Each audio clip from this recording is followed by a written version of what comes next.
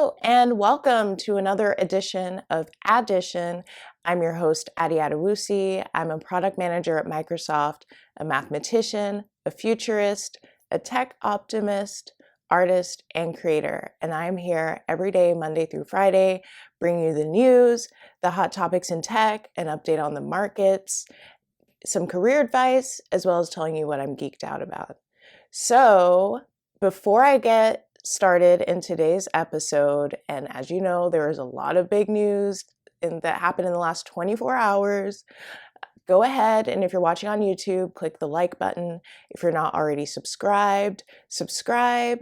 If you're listening on the podcast platform, go ahead and follow or subscribe to the podcast. If you are on social media, follow the podcast on TikTok at AdditionPod or Twitter at AdditionPod. You can also follow me at Addy on Twitter and on Instagram, Addition with Addy, where I repost all of my TikToks. So now that I've gotten that out of the way, also subscribe to the Substack, which means that you get all of the podcast episodes as well as the show notes in your email inbox. So yes, support the show. It will always be free. I love doing it, but it's always great to get feedback from the audience, knowing that you're listening, that you're vibing with me, that you get it, and that you want more. So please share all your feedback via comments or DMs or email additionpod@gmail.com. I want to engage with you and know that you're listening. Okay, all right, let's get into the news. First,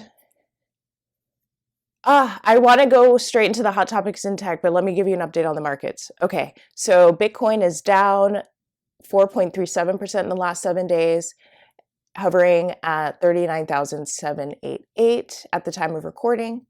Ethereum is down 5.46% in the last 7 days, hovering around 29.43 right now. And I'm adding DOGE on here because I told you that I bought DOGE when I heard that Elon Musk might buy Twitter. DOGE is up 8.19% in the last 7 days, hovering around 15 cents. So if there's a trending crypto, I will call it out in the market update. But yes, we'll get into the why DOGE is up in the hot topic in tech, but I just want to make that note now. Okay, S&P 500, the week, it's down 4.97% in the past 5 days.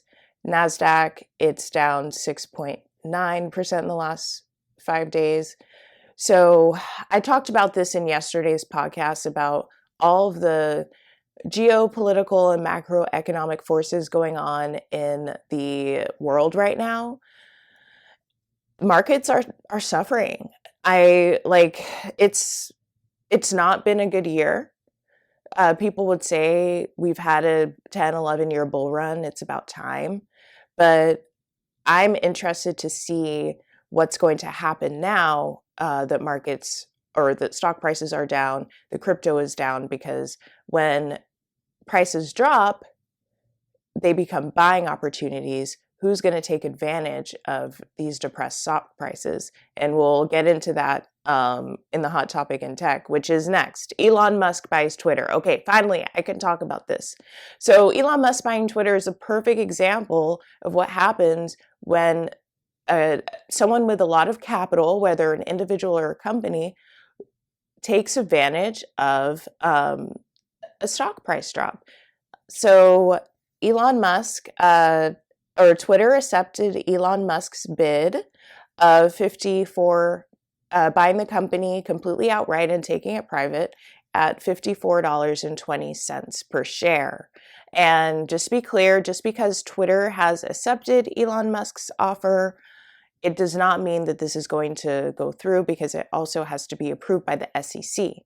If you have not been keeping up with Elon Musk and his relationship with the SEC, you will know that this is a huge if the SEC approves, because the SEC has sued Elon Musk at least once for when he tweeted a few years ago that he was going to take Tesla private, and that he had funding secured, the stock price surged after that news, and he actually didn't have the funding secured and didn't take him private. So the SEC sued Elon Musk because of that. So the SEC doesn't have a great relationship with Elon Musk. Elon Musk also has alienated a lot of congressmen and senators who, in theory, could also block or have influence over this decision.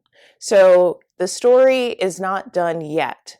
But I do want to talk about the bull and the bear case for Twitter post Elon Musk takeover. So if you're not familiar with stock terminology, a bull case means you think the price is going to go up. A bear case means you think the price is going to go down. And again, if Elon Musk buys Twitter, he's taking it private, so we have no idea what the actual value of the company or the shares will be once he takes it private. But still, this is the bull case for Elon Musk buying Twitter.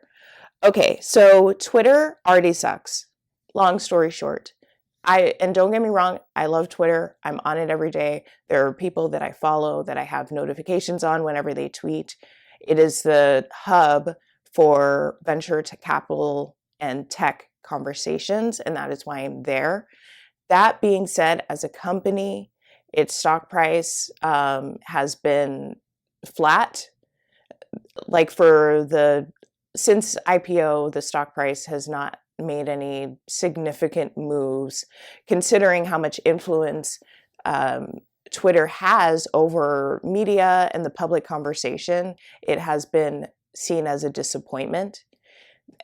Twitter is also known for having a difficult board, which we're seeing play out now. Just 11 days ago, the board had said that they didn't want Elon Musk to buy the company, and they implemented a poison pill, which is a strategy to prevent takeovers. And now all of a sudden they're accepting the offer. So dysfunctional leadership. There were years where there was no innovation to the product. Only in the past couple years has Twitter been releasing significant new features like Spaces and Twitter Blue, their subscription option as well, and their NFT support. And if you haven't used Spaces, it's their Clubhouse clone. It's live audio. So Twitter has kind of sucked for a while. So in theory, someone as influential as Elon Musk buying this company can only help Twitter. So that's the bull case. The bear case is that if Elon is able to push through his ideas of Twitter being censorship resistant and also open sourcing the algorithm, it may turn into a hate-filled cesspool and make people want to leave the platform. But there is no alternative to Twitter right now. But if they open source the software and decentralize Twitter, then it will be a lot easier for people to build replacements for Twitter.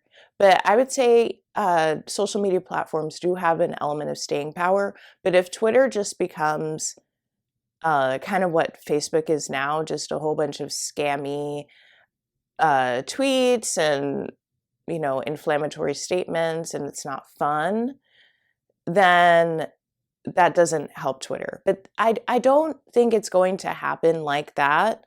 I see Elon as being very data driven, and if he tries something, let's say he makes it censorship resistant, and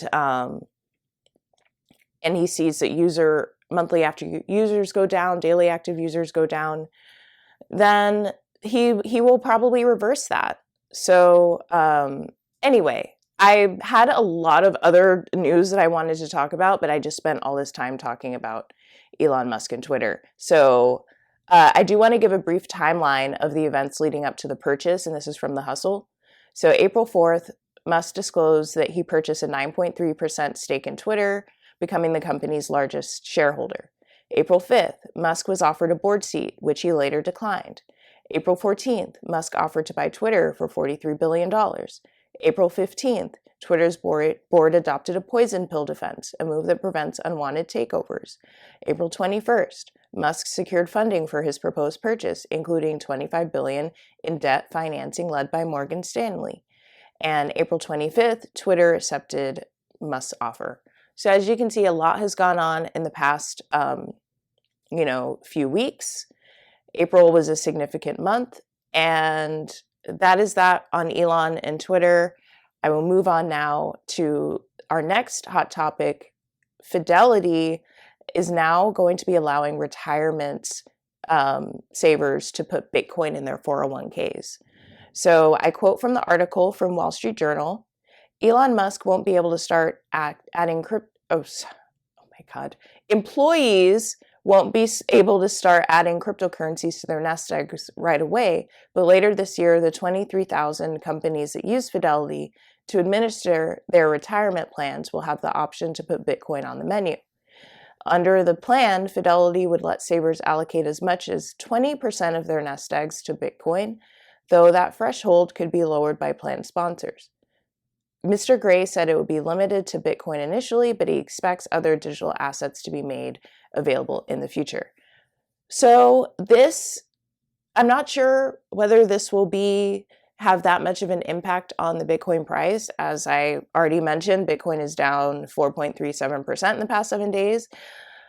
However, mainstream adoption of crypto as an investment, the only impact it can have is on the price of Bitcoin. If you're investing in Bitcoin through your 401k, you do not have access to the private keys, so you can't use the Bitcoin in the way that I want to. Like, I want to be able to transact outside of the banking system if I need to. Having Bitcoin in your 401k is not going to give you that access, but it will give you exposure to the upside if the Bitcoin price goes up.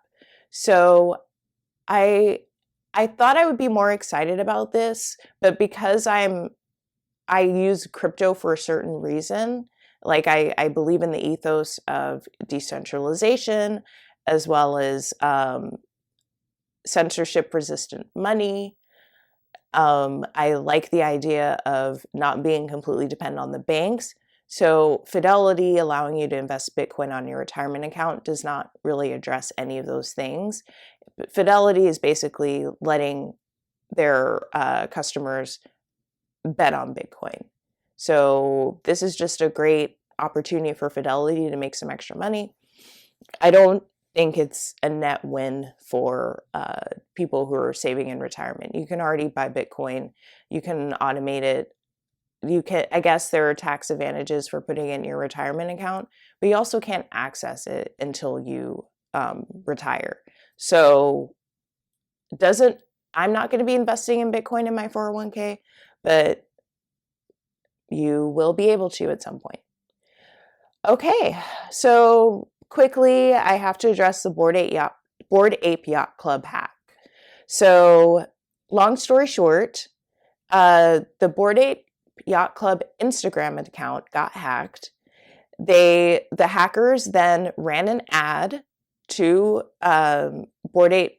Well, they ran an Instagram ad saying, "Hey, we're going to airdrop land for our metaverse. All you have to do is go to this website and connect your wallet." Once they connected their wallet, the Bored Ape Yacht Club holders had their crypto or their NFTs stolen. So 2.8 million worth of Bored Apes were stolen. And again, I would say people in NFTs and crypto just really need to spend some time understanding cybersecurity. I will say Bored Ape Yacht Club and Yuga Labs, the company that owns Bored Ape Yacht Club, has responsibility over this. They didn't have their own security down packed, and now they made their users and customers vulnerable. So Yuga Labs needs to make this right. Okay, really quick update, career topic. I am bonding with my coworkers and we are becoming friendly after meeting each other in person for the first time. As I mentioned, I'm at Redmond, Washington right now, the headquarters of Microsoft, and I'm connecting with my coworkers. I'm almost at 15 minutes, so I'm not going to go into that. But again, I reiterate, make friends at work, open up, be vulnerable, because now I'm going to leave this trip with a way more solid relationship with my team members that you never know what the impact of that's going to be down the road. And what am I geeked out about this week? Meeting virtual friends in person. So my best friend, who was also my referral to Microsoft, we met for the first time yesterday. We met via Clubhouse, I would say December 2020, and we are just now meeting for the first time in April 2022. People say you can't form bonds over social media. We've had a virtual friendship for over a year now, and it was just so great to meet her in person. And I highly recommend, if you have virtual friends, make a point to meet them. And also don't shy away from social media because you think all those connections are fake, because they're actually not. Okay, I'm a minute over. I love doing this show, and I will continue to do it for the rest of the week. I hope you have a great day, and comment. Let me know what you think about any of the stories, and I'll talk to you tomorrow.